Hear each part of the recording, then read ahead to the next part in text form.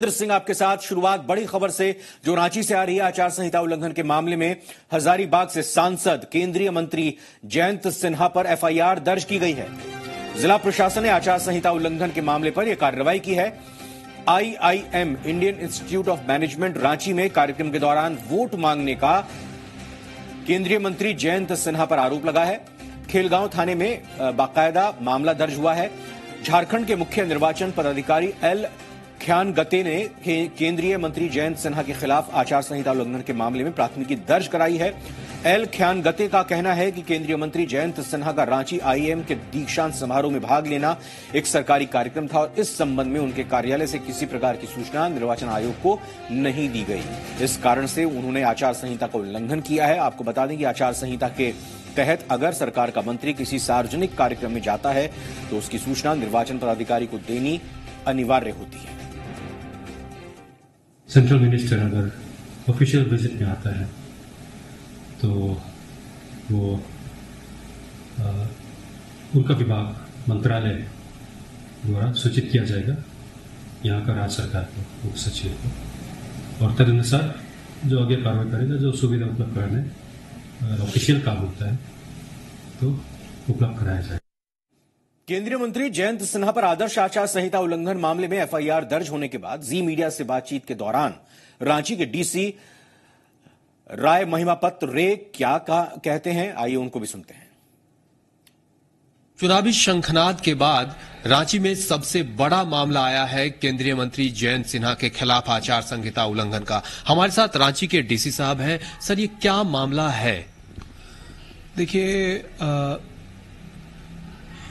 माननीय मंत्री जी के द्वारा एक स्पीच दी गई थी जिसमें जो मॉडल कोड ऑफ कंडक्ट का एक उल्लंघन है और उसके तहत हम लोगों ने 127 of representation of people act के तहत एफआईआर की है। सर, ये खेलगांव थाने में शायद मामला दर्ज किया गया है, तो आखिर मतलब किस तरह के स्पीच थे, क्या कुछ था? देखिए, किसी भी पब्लिक फोरम में अगर वो प्राइवेट पार्टी के द्वारा होता है तो उसकी अनुमति ली जाती है। ऑफिशियल फंड फोरम में एमसीसी जो है, मॉडल कोड ऑफ कंडक्ट, बहुत स्ट्रिक्ट है। उसमें कहता है कि किसी भी तरीके की ऑफिशियल फोरम में ऐसी कोई भी कैंपेनिंग नहीं हो सकती है। अपने सहयोगी कैमरा पर्सन राहुल के साथ कुमार चंदन, जी मीडिया, रांची। और आइए इसी मामले में सीधा हम रुख कर रांची का करते हैं, जहां मौजूद है झारखंड जी बिहार झारखंड के रेजिडेंट एडिटर मनीष मेहता और साथ ही चंदन भी हमारे सहयोगी मौजूद हैं। मनीष मेहता, देखिए, दो चीज आ रही है सामने। एक तो यह कि इजाजत नहीं दी कि सरकारी या कहीं के सार्वजनिक कार्यक्रम में शामिल हो रहे हैं, और दूसरी चीज उन्होंने जो स्पीच दी वो कहीं ना कहीं मॉडल कोड ऑफ कंडक्ट का उल्लंघन है। क्या जानकारी नहीं थी केंद्रीय मंत्री को, या फिर जानकारी होते हुए उन्होंने ये सब किया?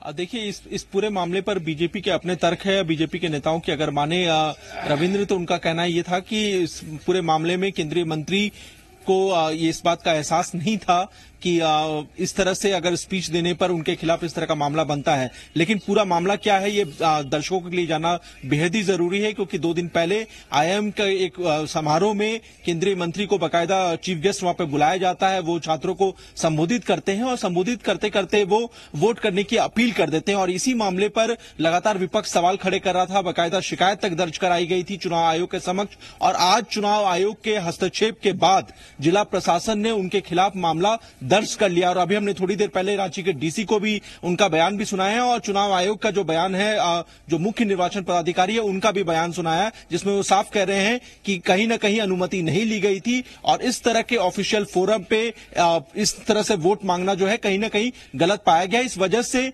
चुनाव आयोग के द्वारा जो है उनके खिलाफ एफआईआर दर्ज की गई है। लेकिन इस पूरे मामले में अब रविंद्र, राजनीति भी जो है वो अब चरम पर हम देखने को मिल रहा है। तमाम विपक्षी पार्टियां जो है लगातार भारतीय जनता पार्टी पर सवाल खड़े कर रही है। हमारे साथ कांग्रेस के स्पोक्स पर्सन शमशेर आलम जुड़ चुके हैं, उनसे समझते हैं। केंद्रीय मंत्री है, नागरिक उड्डयन राज्य मंत्री है जयंत सिन्हा, और आज चुनाव आयोग के हस्तक्षेप के बाद जिस तरह से मामला दर्ज हुआ है, उनके खिलाफ क्या कहेंगे? देखिए, सबसे बड़ा चीज है कि चुनाव आचार संहिता का उल्लंघन जो भी करेगा, चाहे वो सत्ता पक्ष हो या विपक्ष हो, चुनाव आयोग इसी के लिए है। और ये जो एफआईआर किया गया है, इसका हम स्वागत करते हैं। लेकिन एक चीज जरूर बताना चाहते हैं कि क्या केंद्रीय मंत्री माननीय मंत्री जी जयंत सिन्हा जी को ये जानकारी नहीं थी कि पूरे देश में चुनाव आचार संहिता लग गया है और बिना परमिशन के, बिना विभागीय अनुमति के आप वैसे जगह पर सार्वजनिक स्थल पर जा करके और IIM ऐसे इंस्टीट्यूशन में जा करके आप वोट की अपील कर रहे हैं, तो कहीं न कहीं ये चुनाव आचार संहिता का उल्लंघन है। और उल्लंघन के बावजूद अगर इस तरह हम अपील करेंगे भारतीय जनता पार्टी के माननीय प्रधानमंत्री जी को कि आपके जो भी कैबिनेट मंत्री हैं, जिस तरह हर चौकीदार आपके कहने पर चौकीदार बन गया है, उसी तरह चुनाव आचार संहिता का भी उल्लंघन का रोकने के लिए आप उनको ट्रेनिंग और पाठ पढ़ाइए कि देश में आपके कार्यकर्ता किस तरह से चुनाव के क्रम में किस तरह से भाषण दे और किस तरह से किन जगहों पर जाएं। लेकिन शमशेर जी, मेरा एक सवाल है, जिस वक्त चुनाव की घोषणा हो रही थी, 4 चरण में झारखंड में चुनाव कराए जा रहे थे, उस वक्त आपकी पार्टी के भी कई नेता और यहाँ तक प्रदेश अध्यक्ष डॉक्टर अजय कुमार और यहाँ तक कि नेता प्रतिपक्ष हेमंत सोरेन ने भी चुनाव आयोग के इस डिसीजन पर सवाल खड़े कर दिए थे कि 4 चरण में चुनाव क्यों कराए जा रहे हैं। उस वक्त चुनाव आयोग का फैसला आपको गलत लग रहा था, आज चुनाव आयोग का फैसला आपको सूट कर रहा है तो आपको अच्छा लग रहा है। ये दोहरी नीति क्यों अपनाते हैं? नहीं, ये सवाल नहीं। देखिए, चुनाव 4 चरणों के चुनाव में चूंकि 14 लोकसभा का चुनाव होना था और ऐसे में कहीं न कहीं ये लगा कि भाई 14 लोकसभा चुनाव में 2 चरण में भी हो सकता था, लेकिन हम लोगों ने कहा था कि विधि व्यवस्था के कारण, चूंकि झारखंड की जो विधि व्यवस्था है वो भगवान भरोसे है और इस सरकार पर विश्वास उसी विधि व्यवस्था ने केंद्रीय मंत्री के खिलाफ FIR दर्ज की है। शमशेर जी, नहीं, ये विधि व्यवस्था, ये तो चुनाव आयोग का, मैं तो कह रहा हूँ कि चुनाव आयोग का हम लोगों ने पहले भी मांग किया था और 2 दिन पहले हम लोगों ने चुनाव आयोग से मांग किया था कि इस तरह के केंद्रीय मंत्री महोदय के माध्यम से ऐसा हो रहा है, इस पर कार्रवाई हो। और हम लोगों ने जब संज्ञान में दिया है तो उसके बाद में कार्रवाई हुई है। कार्रवाई का हम स्वागत करते हैं। कार्रवाई की स्वागत करते हैं रविंद्र, लेकिन इतना जरूर है कि कल तक जो चुनाव आयोग इनको खटक रहा था, उनके फैसले खटक रहे थे कि 4 चरण में क्यों चुनाव कराए जा रहे हैं, आज जब फैसला उनके पक्ष में जाता हुआ नजर आ रहा है, चुनाव आयोग के हस्तक्षेप के बाद FIR हो गई है केंद्रीय नागरिक उड्डयन मंत्री पर, तब ये इन्हें फैसला सूट कर रहा है और इस फैसले का वो स्वागत। चंदन, मैं आपसे जानना चाह रहा हूं कि आचार संहिता की जिन धाराओं में ये FIR दर्ज की गई है, आपने बात की अलग अलग पक्षों से, जानकारों का क्या कहना है कि कितने संगीन ये माने जा सकते हैं और सही पाने पर, सही साबित होने पर किस हद तक चुनाव प्रभावित हो सकता है या फिर कितना असर इसका पड़ सकता है जयंत सिन्हा पर? देखिए, बिल्कुल बेहद ही संगीन मामला है। जिस तरह से केंद्रीय मंत्री पे आचार संहिता का उल्लंघन का मामला दर्ज हुआ और 2 मामले जिस तरह से बनाए गए हैं, इसमें एक तो कि उन्होंने सरकारी कार्यक्रम में शिरकत लिया और उसकी अनुमति नहीं ली, दूसरा जिस कार्यक्रम वो शिरकत करते हैं उसमें वोट की अपील करते हैं, तो 2 मामले बनाए गए। हालांकि हमारे साथ बीजेपी के प्रदेश प्रवक्ता प्रतुल शाहदेव है, हम उनसे सीधे समझने की कोशिश करते हैं। प्रतुल जी, जिस तरह से केंद्रीय मंत्री पे मामला दर्ज हुआ है, जो आपके विरोधी है वो तो इस पूरे मामले में हमलावर हो रहे हैं और कह रहे हैं कि प्रधानमंत्री को सबसे पहले ट्रेनिंग देनी चाहिए केंद्रीय मंत्रियों को कि कैसे चुनाव लड़ना है, आचार संहिता का कैसे पालन करना है। देखिए, इस बात का रिएक्शन देने से पहले मैं कांग्रेस के स्पोक्स पर्सन को बड़े गौर से सुन रहा था। बचपन में हम लोगों ने पंचतंत्र में रंगा सियार की कहानी जरूर सुनी थी, जिसने रातों रात रंग बदल लिया था। कल तक चुनाव आयोग को ये पानी पानी पीकर कोसते थे और आज इनका रंग बदल गया और आज ये चुनाव आयोग पे की पीठ थपथपा रहे हैं, तो ये इनका राजनीतिक चरित्र दिखाता है। जहां तक FIR की बात है तो सिर्फ FIR हुआ है, अभी इन्वेस्टिगेशन होगा। इन्वेस्टिगेशन के दौरान जो आचार संहिता के मामले दर्ज किए गए हैं, क्या उसकी वैलिडिटी है, उसकी लीगल वैलिडिटी है, क्या वो सच में आचार संहिता के उल्लंघन के अंतर्गत आता है? अभी इन्वेस्टिगेशन, चार्जशीट, बहुत सारे अभी स्टेप्स बाकी हैं। एक FIR हो जाने से कोई दोषी नहीं होता है। और मैं आपको चलते चलते याद दिला दूं चंदन जी, जो आज हमें ये नैतिकता का पाठ पढ़ा रहे हैं, नेशनल हेराल्ड केस में तो राहुल गांधी और सोनिया गांधी दोनों पर चार्जशीट हो गया था और दोनों पे एक तरीके से कहें तो आधा कन्विक्शन हो चुका है, दोनों बेल पर बाहर है।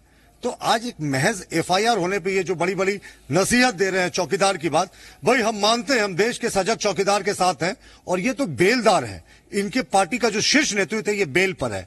सोनिया गांधी बेल पर है, राहुल गांधी बेल पर है, रॉबर्ट वाड्रा इंटरिम बेल पर है। तो इन बेलदारों के मुंह से ऐसी नैतिकता की बात सही शोभा नहीं देती। जी बिल्कुल। फुटेज को जिस तरह से आधार बनाया है रांची के डीसी ने और उसके बाद मामला दर्ज करने का निर्देश दिया है, तो कहीं न कहीं आपको लगता है कि पूरे प्रकरण में विपक्ष जो है वो आपको लगातार पूरे चुनाव के दौरान घेरने की कोशिश करेगा? अरे ऐसा बिल्कुल नहीं। देखिए एफआईआर हुआ है और एफआईआर के बाद पूरा इन्वेस्टिगेशन होगा और ये वीडियो फुटेज में जो उन्होंने आरोप लगाया है उसको मैच किया जाएगा, उसके बाद आगे की कार्रवाई होगी। तब तक चुनाव की प्रक्रिया पूरी हो जाएगी, चुनाव निकल जाएगा, लेकिन जूरी और एग्जीक्यूशन ये मामला जरूर चलता रहेगा। बहुत बहुत धन्यवाद चंदन, मैं आपका करना चाहूंगा और साथ ही साथ मनीष मेहता आपका भी शुक्रिया। और बीजेपी और कांग्रेस के प्रवक्ता जुड़े, अपनी अपनी पार्टियों का पक्ष उन्होंने यहां पर रखा, उनका भी बहुत बहुत शुक्रिया।